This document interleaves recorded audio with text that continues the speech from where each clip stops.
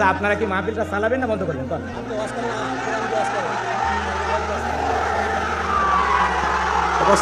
এই ভাই অনুরোধ করতেছি বসেন। এই ভাই এই যে আমার হাতে এটা কি? আমার হাতে এটা কি? কোরআনের সম্মানে বসেন, কোনো কথা হবে না, বসেন। কোরআনের ইজ্জতের কারণে বসেন, আল্লাহর বান্দারা বসেন ভাই, আল্লাহর রাস্তায় বসেন, জবান ছেড়ে সবাই তিলাওয়াত। এই আমার অনুরোধ বোঝেন নাই? বসেন সবাই বসেন। আসলে এনারা মাহফিল কোন বক্তা দিয়ে জীবনে করাইছে আমি জানি না। আজকে আমি অবাক হয়ে গেলাম, হতবাক হয়ে যাচ্ছি যে বাংলাদেশের একজন ছোট্ট আলোচক, একেবারে শিশু বক্তা অনেকে বলে, যদিও তার বয়স এখন 20-22 বছর হয়েছে, শিশু বক্তা রফিকুল ইসলাম মাদানী। কথা বোঝেন নাই? মরিচ ছোট ঝাল বেশি, মরিচ ছোট ঝাল বেশি। আল্লাহর বান্দা আমাদের দ্বীনি ভাই রফিকুল ইসলাম মাদানীকে আজকে মিছিল থেকে তাকে গ্রেফতার করা হয়েছে। আমরা এর তীব্র নিন্দা প্রতিবাদ জানাই। আমরা প্রশাসনের কাছে অনুরোধ করব অতি দ্রুত আমাদের এই প্রিয় ভাইটিকে নিঃশর্তভাবে মুক্তি দেওয়া হোক। কথা বলেন ঠিক? সে কি মিছিল করতে গেছে আমরা জানি, কথা বলেন ঠিক কিনা? আজকে সমাজের হক কথা বলার পরিবেশ নাই, মানুষের প্রতিবাদের ভাষাকেও বাক স্বাধীনতাকে হরণ করা হচ্ছে। কথা বলেন ঠিক কিনা? এজন্য আমরা চাই রফিকুল ইসলাম মাদানী ভাইকে অতি দ্রুত আমাদের মাঝে ফিরিয়ে দেওয়া হোক। কথা বলেন ঠিক কিনা? একটা আলেমকে মিছিল থেকে গ্রেফতার করবেন কেন? আমরা তো ব্যক্তির বিরুদ্ধে কথা বলতে গেছি, কথা কোন ঠিক কিনা? আমরা চাই আমাদের দেশে আসবে তারা যাদের সাথে আমাদের যায়, যারা মুসলমানের ইসলামকে ভালোবাসে। কথা বলেন ঠিক কিনা? আমরা এমন কাউকে চাই না যারা মুসলমানের জীবন আর রক্ত নিয়ে খেলা করে। কথা বলেন ঠিক কিনা? এটার প্রতিবাদ করার এতটুকু স্বাধীনতা কি আমাদের নাই? আজকে স্বাধীনতার সুবর্ণ জয়ন্তী উদযাপন হবে, বঙ্গবন্ধুর শতবার্ষিকী জন্মবার্ষিকী পালন করা হচ্ছে, এগুলোর একটা অনুষ্ঠানে কেন আলেমদের প্রতি জুলুম করা হবে? কথা বলেন ঠিক কিনা? এজন্য আমরা চাইবো এই ধরনের ঘটনা বাংলাদেশে আর যেন না ঘটে। কথা কোন ঠিক কিনা? আমাদের প্রিয় ভাইটিকে তাড়াতাড়ি আমাদের মাঝে ফিরিয়ে দিতে হবে। কথা বলেন ঠিক কিনা? কোন আলেমকে ঠুনকো অজুহাতে গ্রেফতার করা যাবে না। কথা বলেন ঠিক কিনা?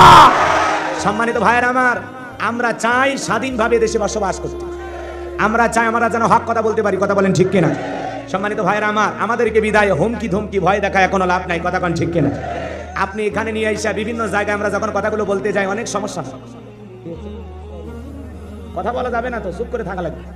এদিকে খেয়াল করেন, রাগ করতেছেন আপনারা? কথা বলার জায়গা এটা না, কথা এখানে আমি বলবো, আপনারা শুনবেন। আমাদেরকে ভয় দেখায় কোনো লাভ নাই। অনেক জায়গায় গেলে বলে হুজুর সাবধানে ওয়াজ করবেন, অনেক সাপ আছে, আছে না? আচ্ছা বলেন তো, আপনাদের উপরে সাপ আছে, আমাদের উপর সাপ নাই?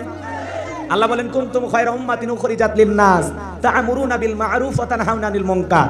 আল্লাহ বলে তোমাদেরকে উত্তম জাতি বানাইলাম, ভিআইপি বানাইলাম, মর্যাদা সম্পন্ন বানাইলাম। তোমাদের কাজ হলো সৎ কাজের দিকে মানুষকে আহ্বান করো, সৎ কাজের দিকে ডাক, ভালো কাজের দিকে ডাকো, আর মন্দ কাজ থেকে মানুষকে বিরত রাখো। কথা বলেন ঠিক কিনা? তাহলে ভালোর দিকে মানুষকে ডাকার দরকার আছে না নাই? আর ভালোর দিকে ডাকলে মন্দ যারা করে তাদের পছন্দ হবে। কথা বলেন ঠিক কিনা? সম্মানিত ভাইয়েরা আমার, এজন্য আমাদেরকে হুমকি ধুমকি ভয় দেখায় কোনো লাভ। আপনার রক্তচক্ষুকে আমরা ভয় পাই না। আমরা মুসলিম জাতির পিতা ইব্রাহিমের সন্তান, যে ইব্রাহিম খলিলুল্লাহ আল্লাহর খুশির জন্য আগুনে পুড়তেও রাজি। কথা বলেন ঠিক কিনা? আমরা ইসমাইলের ভাই, যে ইসমাইল আল্লাহর খুশির জন্য জবাই হইতে রাজি। কথা বলেন ঠিক কিনা? আমরা মা হাজেরার সন্তান, যে মা হাজেরা তার হাজারো ইসমাইলকে আল্লাহর খুশির জন্য কুরবানি করতে পারে। কথা বলেন ঠিক কিনা? এই জন্য মনে রাখবেন, আমরা কোনো বাতিলের চোখ রাঙানিকে ভয় পাই না। কথা বলেন ঠিক কিনা? আল্লাহর কোরআনের কথা বলতে গিয়ে যদি ফাঁসির দড়িতেও ঝোলা লাগে, আল্লাহর কোরআনের কথা বলতে গিয়ে যদি জেলখানায় বসে মারা লাগে, আল্লাহর কোরআনের হক কথা বলতে গিয়ে যদি বাতিলের বুলেটের সামনে বুক পেতে দেওয়া লাগে, আমি গোলাম রব্বানী আল্লাহর কোরআনের জন্য, দ্বীনের জন্য, ইসলামের জন্য, একামতের দ্বীনের জন্য এ জীবন বিলিয়ে দিতে রাজি। এরপরেও দুনিয়ার কোন রাম বাম কোন নাস্তিক কোন জালেমের কাছে মাথা নত হবে না, হবে না, হবে না।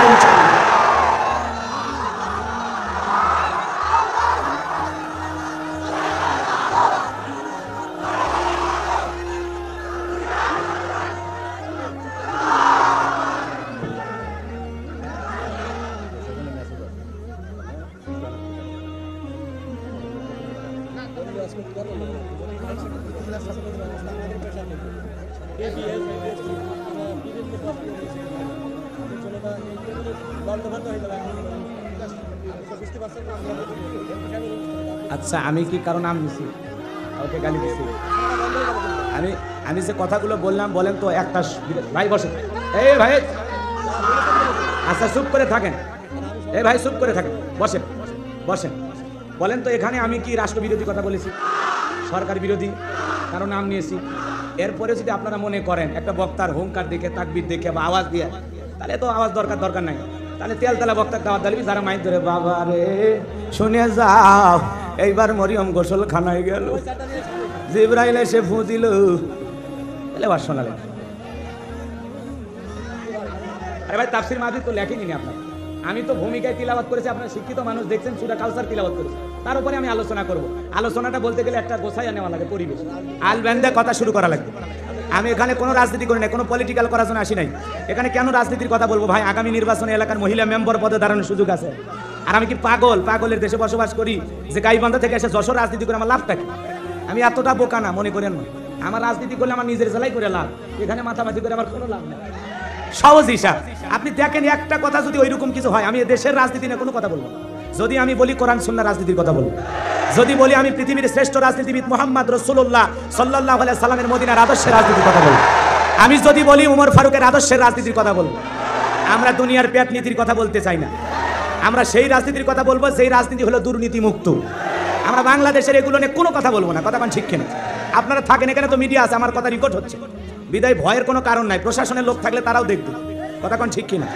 কিন্তু মনে রাখবেন, নরম বক্তাও যেরকম আছেন, গরম বক্তাও আছে। ইউটিউব ইন্টারনেটে শুনে দাওয়াত দিয়ে এখানে এসে চাপাচাপি করলে সমস্যা, কারণ আমাকে আমার গতিতে চলতে দিতে হবে।